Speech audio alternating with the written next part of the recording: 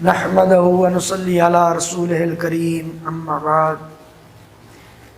فاعوذ باللہ من الشیطان الرجیم بسم اللہ الرحمن الرحیم۔ عزیز طلبہ و طالبات السلام علیکم، میں ذیشان کمال اردو کے لیکچر کے ساتھ حاضر ہوں۔ بچوں، آج مولانا ظفر علی خان کی نظم حمد کا دوسرا شعر کریں گے۔ شعر ہے: گواہی دے رہی ہے اس کی یکتائی پہ ذات اس کی، دوئی کے نقش سب جھوٹے، ہے سچا ایک نام اس کا۔ معنی دیکھیں، یکتائی مطلب واحد ہونا، دوئی مطلب دو ہونے کا تصور، اور نقش مطلب تصویر یا مثال۔ مفہوم اس کا ہوا کہ اللہ کی یکتائی پہ اسی کی ذات، اللہ کی ذات خود گواہ ہے، دوئی کا دو ہونے کا تصور بالکل جھوٹا ہے، صرف اللہ کا نام برحق اور سچا ہے۔ اب غور کریں شعر میں مفہوم کیا ہے، شعر کا اصل مطلب کیا ہے۔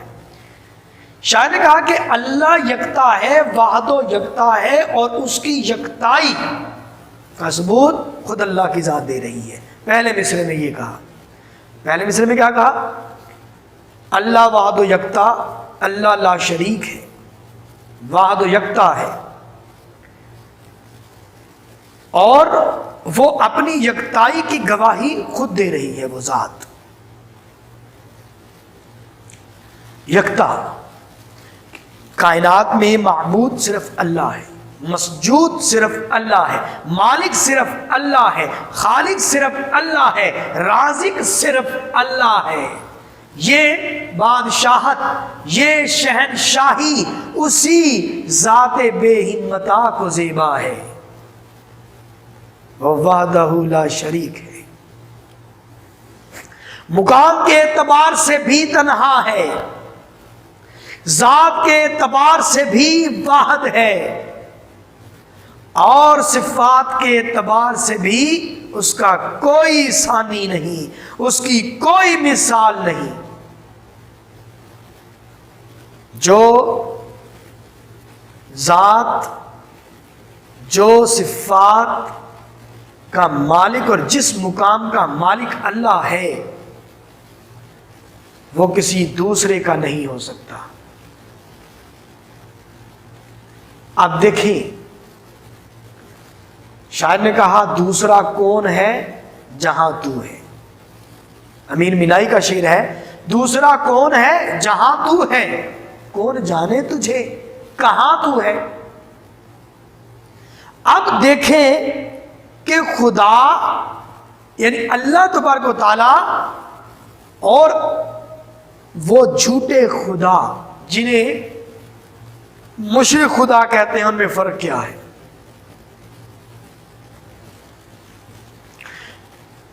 روز آفرینت سے، روز اول سے، پہلے دن سے انسان کھوج کرتا آیا ہے خدا کی، وہ ڈھونڈتا آیا ہے خدا کو، اس کا تحیر، اس کی حیرت، اس کا تجسس اسے مجبور کرتی ہے، اس کی حیرت اسے مجبور کرتی ہے، اس کے دل میں کئی سوالات پیدا کرتی ہے خدا کے متعلق کہ خدا کیا ہے، کیسا ہے، کہاں ہے۔ تو انسان نے کیا کیا؟ انسان ابتدا میں جن چیزوں سے ڈرا، جن چیزوں کو دیکھ کر اس کے دل میں خوف پیدا ہوا، جن چیزوں کو دیکھ کر اس کے دل میں اس کے متعلق حیرت پیدا ہوئی، اور ان چیزوں کے متعلق وہ بے خبر تھا، اس نے اس کو خدا مان لیا، اس نے اس کو خدا مان لیا۔ لیکن ان چیزوں کے متعلق جیسے جیسے انسان کو علم ہوتا گیا، ان کی حقیقت کا راز کھلتا گیا، انسان کے دل سے اس کے متعلق ڈر نکلتا گیا، ویسے ویسے ہی انسان پر یہ واضح ہو گیا کہ یہ خدا نہیں ہے۔ ہاں دیکھیں، انسان ابتدا میں انسان نے سورج کو دیکھا، سورج سے خوف زدہ ہوا، सूरज से खौफ ज़दा हुआ اور سورج کے متعلق طرح طرح کے سوالات اس کے دل میں پیدا ہوئے. وہ سورج کی ماہیت، سورج کی ساخت، سورج کے وجود کے متعلق بے خبر تھا اس وقت تک جب تک سورج کے متعلق وہ ناسمجھ تھا، جب تک سورج کے متعلق اس کے دل میں طرح طرح کے خیالات تھے اس وقت تک وہ اس کو خدا مانتا رہا. لیکن جب سورج کے متعلق انسان کو علم ہوا تو واضح ہوا کہ سورج خدا نہیں ہے. اسی طرح چاند کے متعلق انسان کے دل میں طرح طرح کے سوالات تھے، اس لیے انسان نے چاند کو بھی کسی دور میں خدا مانا. لیکن جب معلوم ہوا چاند کی حقیقت کیا ہے، چاند سمجھ میں آ گیا تو پتا چلا کہ یہ خدا نہیں ہو سکتا. جب انسان نے ستاروں کو خدا مانا، کسی نے ستاروں کو خدا مانا کہ ستاروں کے متعلق وہ علم نہیں رکھتا تھا، ستاروں کے متعلق وہ سمجھ نہیں رکھتا تھا. لیکن جب ستاروں کے متعلق وہ جان گیا، جب ستارے اس کی سمجھ میں آ گئے تو معلوم ہوا کہ ستارے خدا نہیں ہو سکتے. یعنی جو سمجھ میں آ جائے وہ خدا نہیں ہو سکتا، اور جو سمجھ میں نہ آ سکے وہی خدا ہے، جو سمجھ میں نہ آ سکے. اور اللہ تبارک و تعالیٰ کا مقام کیا ہے، اللہ تبارک و تعالیٰ کا مقام کیا ہے، وہ کہاں ہے، وہ کیسا ہے، کوئی نہیں جانتا. اس گورکھ دندا کو کوئی نہیں سمجھتا. اس لیے اکبر الہ آبادی نے کہا عقل میں جو گر گیا، عقل میں جو گر گیا لا انتہا کیوں کر ہوا، جو سمجھ میں آ گیا پھر وہ خدا کیوں کر ہوا. عقل میں جو گر گیا لا انتہا کیوں کر ہوا، جو سمجھ میں آ گیا پھر وہ خدا کیوں کر ہوا. تو اللہ تبارک و تعالی ظاہری آنکھ سے، مجازی آنکھ سے نظر نہیں آتا، لیکن جدھر بھی آنکھ اٹھے، جدھر بھی آنکھ اٹھا کر دیکھو اسی کا جلوہ ہے. لیکن ظاہری آنکھ نہیں. جب دیدہ دل واہ ہو جائے، جب دل کی آنکھ روشن ہو جائے تو ہر جلوے میں، ہر منظر میں، ہر طرف، ہر جانب اسی کا جلوہ ہے، اسی کا جلوہ ہے، ہر چیز میں اسی کا مظہر. کیونکہ یہ کائنات ذات الہیہ اور صفات الہیہ کا مظہر ہے. یعنی کائنات میں اللہ تبارک و تعالیٰ کو ظاہری آنکھ سے دیکھا نہیں جا سکتا، لیکن دل کی آنکھ سے دیکھا جائے تو ہر جلوے میں اللہ کا عکس ہے. اس لیے اللہ تبارک و تعالیٰ فرماتا ہے کہ چلو پھرو مشاہدہ کرو. پھر فرماتا ہے کہ اللہ کی زمین پر سیر کرو اور مشاہدہ کرو. کیوں؟ کیونکہ جب انسان مشاہدہ کرتا ہے، دل کی آنکھ سے دیکھتا ہے تو اسے پتا چلتا ہے کہ ابھرتے سورج میں خدا ہے، ابھرتے سورج میں خدا ہے، سورج کے سفر میں خدا ہے، سورج چاند ستاروں میں خدا ہے، رنگین بہاروں میں خدا ہے، پرندے کی چہک میں خدا ہے، پرندے کی چہک میں خدا ہے، پھولوں کی مہک میں خدا ہے، ویرانے کے ہو میں خدا ہے، پھولوں کی خوشبو میں خدا ہے، گلستانوں میں خدا ہے، ویرانوں میں خدا ہے، ندیوں آبشاروں میں خدا ہے، رنگین نظاروں میں خدا ہے، رنگین نظاروں میں خدا ہے، روشن صبحوں میں خدا ہے، اور سرمئی شاموں میں خدا ہے. ہر چیز میں خدا کا عکس ہے، ہر چیز میں خدا کا جلوہ ہے. تو وہ نظر تو نہیں آتا، لیکن غور کیا جائے کہ ایک ننھا سا پودا، ایک ننھا سا بیج اس کو زمین میں بویا جاتا ہے تو اس میں اتنی طاقت کہاں سے آتی ہے کہ زمین کا سینہ چیر کر باہر نکل آتا ہے. کون ہے جو پودے کو طاقت عطا کرتا ہے؟ کون ہے جو بڑے بڑے درختوں کو زمین میں پیوست رکھتا ہے؟ کون ہے جس نے اتنے پہاڑوں کو زمین پر قائم رکھا ہوا ہے؟ کون ہے جو اتنی ترتیب سے اس کائنات کا انتظام و انصرام چلا رہا ہے؟ کون ہے جو سورج کو مشرق سے نکالتا ہے؟ کون ہے جو سورج کو مغرب میں غروب کرتا ہے؟ کون ہے جو موسموں کو اس قدر ترتیب سے اور اپنے مقررہ وقت میں لاتا ہے؟ کون ہے جو دن کو رات میں داخل ہونے سے روکتا ہے؟ اور کون ہے جو رات کو دن میں مداخلت کرنے نہیں دیتا؟ وہ کون ہے؟ وہ کوئی اور نہیں، صرف اللہ تبارک و تعالیٰ ہے. کوئی تو ہے جو نظام ہستی چلا رہا ہے، وہی خدا ہے. دکھائی بھی جو نہ دے، نظر بھی جو آ رہا ہے، وہی خدا ہے.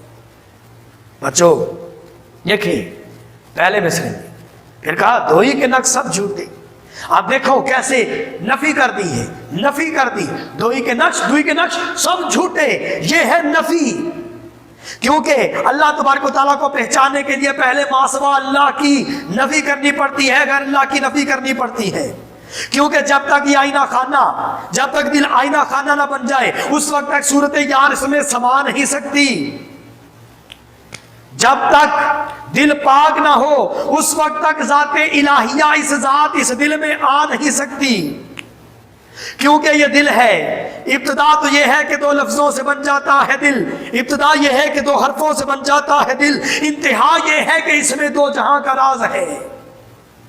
بچو دوئی کے نقش سب جھوٹے، یہ ہے نفی کرنا، لا الہ نہیں ہے کوئی معبود، دوئی کے نقش سب جھوٹے، یہ نفی ہے۔ اور پھر الا اللہ، کوئی معبود نہیں الا اللہ مگر اللہ کے سوا، اس میں بھی اسباب ہے سچا ایک نام اس کا۔ پہلے نفی کر دی ما سوا اللہ سب کی، پھر اللہ تبارک و تعالیٰ کے اس بات کا اظہار کیا، دوسرا کوئی نہیں ہو سکتا جہاں جو اللہ تبارک و تعالیٰ کا مقام ہے، اس کے علاوہ کوئی معبود نہیں ہو سکتا۔ کیوں اللہ تعالیٰ قرآن مجید میں فرماتا ہے اس کی مثل کوئی مثال نہیں۔ اللہ قرآن میں کیا فرماتا ہے؟ اس کی مثل کوئی مثال نہیں۔ یہ اللہ قرآن مجید میں فرماتا ہے۔ اور پھر اللہ قرآن مجید میں فرماتا ہے کائنات میں اگر اللہ کے سوا کوئی خدا ہوتا تو اس کائنات کا نظام درہم برہم ہو جاتا، بس پاک ہے وہ ذات ان باتوں سے جو مشرک کہتے ہیں۔ تو اللہ کے سوا سب پرچھائیاں ہیں، جھوٹ ہے، دھوکہ ہے، فریب ہے۔ اللہ کے سوا اگر کوئی خدائی کا دعویٰ کرتا ہے تو وہ مکار ہے، وہ فریبی ہے، وہ دھوکے باز ہے۔ جنہوں نے خدائی کا دعویٰ کیا کیا ہوا ان کے ساتھ؟ ان کے خدائی کے دعوے دھرے کے دھرے رہ گئے۔ اللہ تبارک و تعالیٰ نے ان کا غرور خاک میں ملا دیا۔ دیکھ سکتے ہو نمرود نے خود کو خدا کہا، اس کا انجام کیا ہوا؟ فرعون نے خود کو خدا کہا، اس کا انجام کیا ہوا؟ بس پاک ہے وہ ذات، پاک ہے وہ ذات ان تمام باتوں سے جو مشرک کہتے ہیں۔ سورہ اخلاص پڑھ لیجئے، اللہ تبارک و تعالیٰ نے واضح فرما دیا، کہہ دیجئے اے نبی اللہ ایک ہے، اللہ ایک ہے۔ اللہ نے واضح فرما دیا کہ وہ کسی سے پیدا نہیں ہوا، اس سے کوئی پیدا نہیں ہوا، وہ کسی کا محتاج نہیں ہے، اس کا کوئی ہمسر نہیں ہے، واضح فرما دیا اللہ تبارک و تعالیٰ نے۔ دوئی کے نقش سب جھوٹے، ہے سچا ایک نام اس کا۔ دوسرا جو بھی خدائی کا دعویٰ کرتا ہے وہ جھوٹا ہے، وہ مکار ہے، وہ فریبی ہے۔ اور یہ بات تو دوسرے مذاہب کی کتابوں میں بھی لکھی ہوئی ہے۔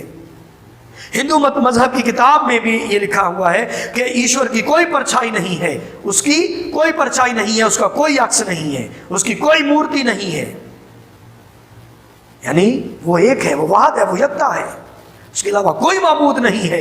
اس لیے مرزا غالب نے کہا نہ تھا کچھ تو خدا تھا، کچھ نہ ہوتا تو خدا ہوتا، دبویا مجھ کو ہونے نے نہ ہوتا میں تو کیا ہوتا۔ اور شعر ہے اسے کون دیکھ سکتا کہ یگانہ ہے وہ یکتا، جو دوئی کی بو بھی ہوتی تو کہیں دو چار ہوتا۔ بس اسے پہچاننا پڑے گا اس کی نشانیوں سے، اس کی آیات سے۔ اس لیے خواجہ میر درد نے کہا تھا جگ میں آ کر ادھر ادھر دیکھا، جگ میں آ کر ادھر ادھر دیکھا، تو ہی آیا نظر جدھر دیکھا۔ تو جب دل کی آنکھ سے دیکھا جائے ہر طرف وہی وہ ہے۔ تو بچوں اس شعر کو یاد کر لیں، تیار کر لیں، اشعار اس کے نوٹ کر لیں۔ اگلے لیکچر کے ساتھ حاضر ہوں گا، جب تک کے لیے اجازت چاہتا ہوں۔ اللہ ہمیں نصر، خدا حافظ۔